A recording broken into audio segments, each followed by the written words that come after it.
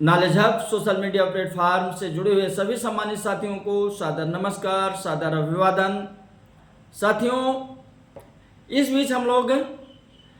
भारत का जो वर्तमान राजनीतिक परिदृश्य है और इस राजनीतिक परिदृश्य में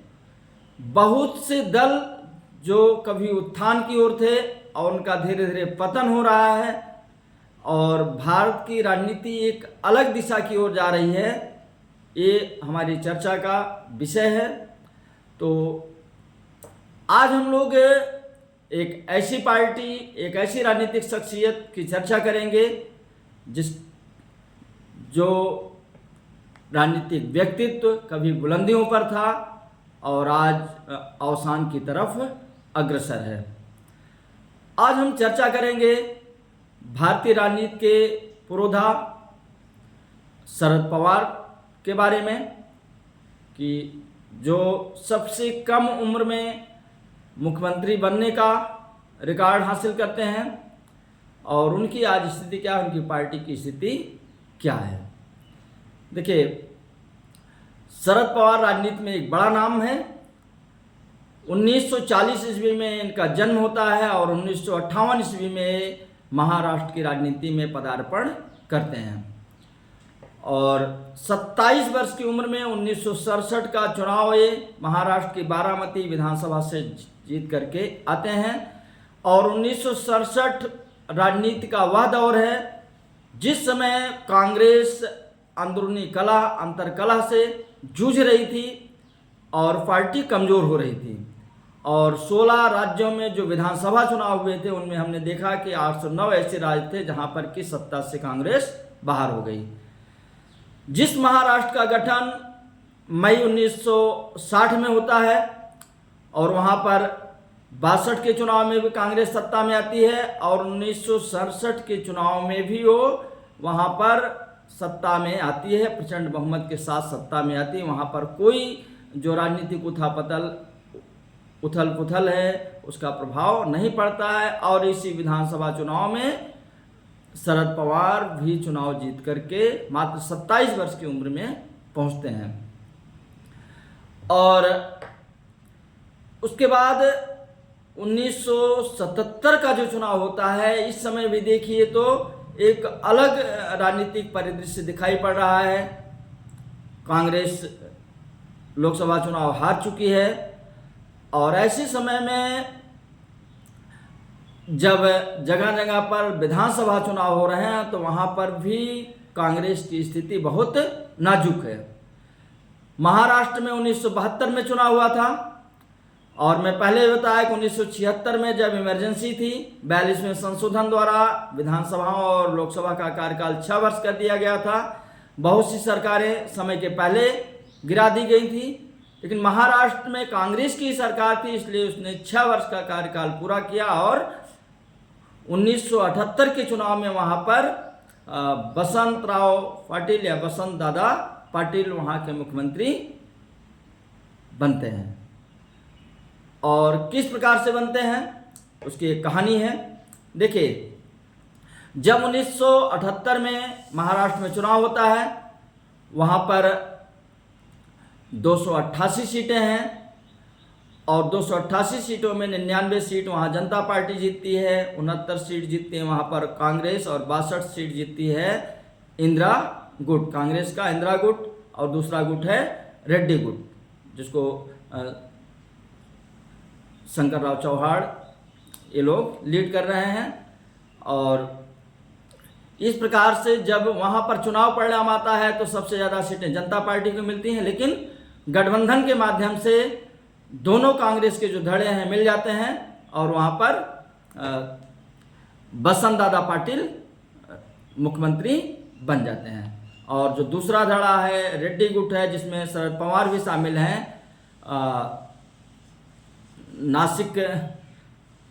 नासिक राव त्रिपुरे, वो वहाँ के डिप्टी चीफ मिनिस्टर बन जाते हैं। इस प्रकार से सरकार चलनी शुरू हो जाती है, लेकिन अंतरकलह इतना है दोनों गुटों में, खींचतान इतनी ज़्यादा है कि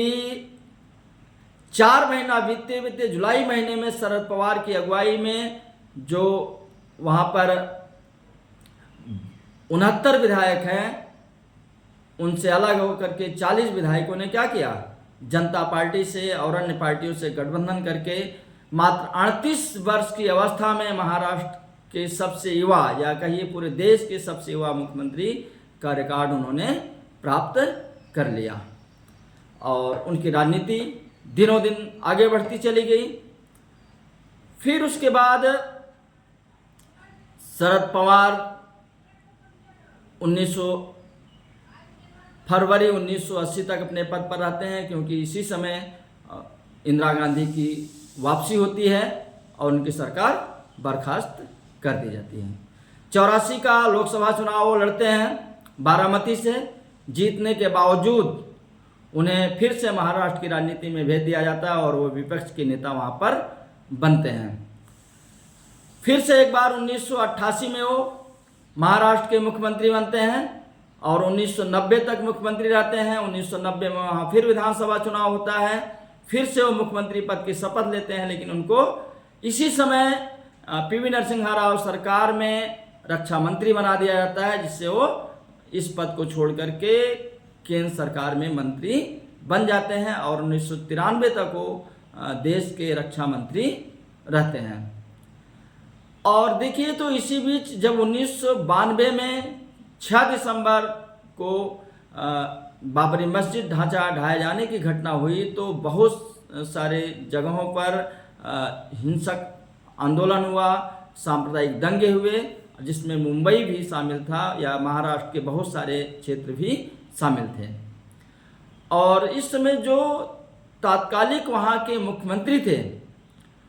वो वहाँ जो दंगे आदि हो रहे थे उनको रोकने में नाकाम साबित हो रहे थे। इसीलिए देश के रक्षा मंत्री को पीवी नरसिम्हा राव जो प्रधानमंत्री थे, उन्होंने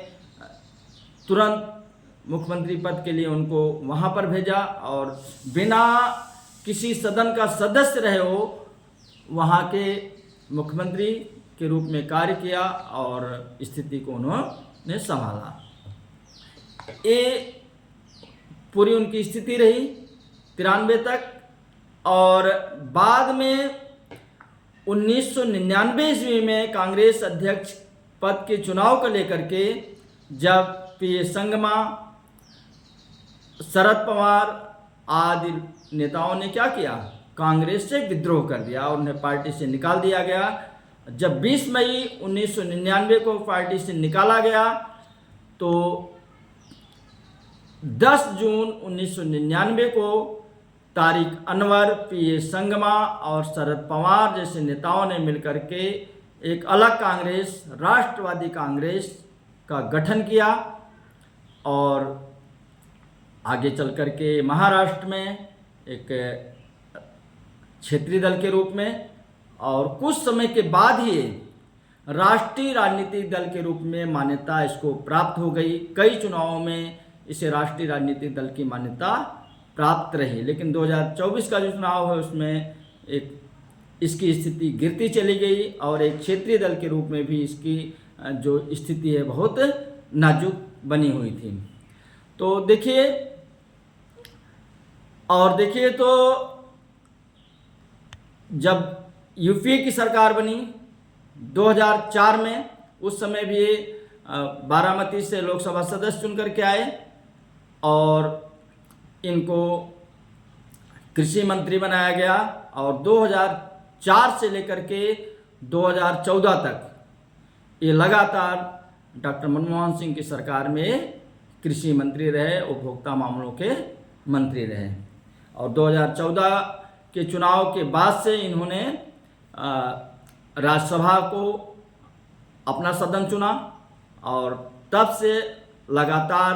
राज्यसभा का प्रतिनिधित्व ये कर रहे हैं और इनकी सीट पर इनकी पुत्री सुप्रिया सुले प्रतिनिधित्व कर रही हैं। अब और देखिए, जब 2004 से 14 तक के केंद्रीय मंत्री थे, उसी बीच जो भारतीय क्रिकेट कंट्रोल बोर्ड है, इंटरनेशनल क्रिकेट काउंसिल है, वहाँ पर भी इनका दबदबा कायम था और 2010 से 2012 तक के आईसीसी के अध्यक्ष रहे, चेयरमैन रहे। तो एक ऐसी शख्सियत कि जो कि राजनीति के एक बड़े खिलाड़ी के रूप में अपने आप को भारतीय राजनीति में सिद्ध किया। अब उतार देखिए कहाँ से आ रहा है। उतार आ रहा है कि जब 2000 जुलाई 2023 में इनके सगे भतीजे अजित पवार इनकी पार्टी से विद्रोह कर देते हैं और बहुत सारे विधायकों को लेकर के भारतीय जनता पार्टी के गठबंधन के साथ मिल जाते हैं और वहाँ उप मुख्यमंत्री बन जाते हैं। तब से और इस घटना के बाद जो मुख्य पार्टी एनसीपी थी उसका सिंबल भी इनसे छिन गया। वो सिंबल भी इनके भतीजे अजित पवार की पार्टी के पास चला गया। और जब 2024 का चुनाव होता है पार्टी को लोकसभा में भी बहुत नुकसान होता है और जो वहाँ का विधानसभा चुनाव होता है मात्र उसको 10 सीटें ही महाविकास अघाड़ी का जो पूरा उनका एक कुनबा है, परिवार है, उसमें मिल पाती हैं। तो देखा जाए तो वर्तमान समय में एक ऐसी पार्टी जो राजनीति में अपनी उपस्थिति जबरदस्त तरीके से दर्शाती रही और आज के दौर में वो गर्दिश के दौर से गुजर रही है, क्राइसिस के दौर से गुजर रही है और उस पर अस्तित्व का संकट बरकरार है। तो बस आज इतना ही, फिर अगली बार किसी और राजनीतिक शख्सियत के बारे में हम लोग चर्चा करेंगे। Thank you.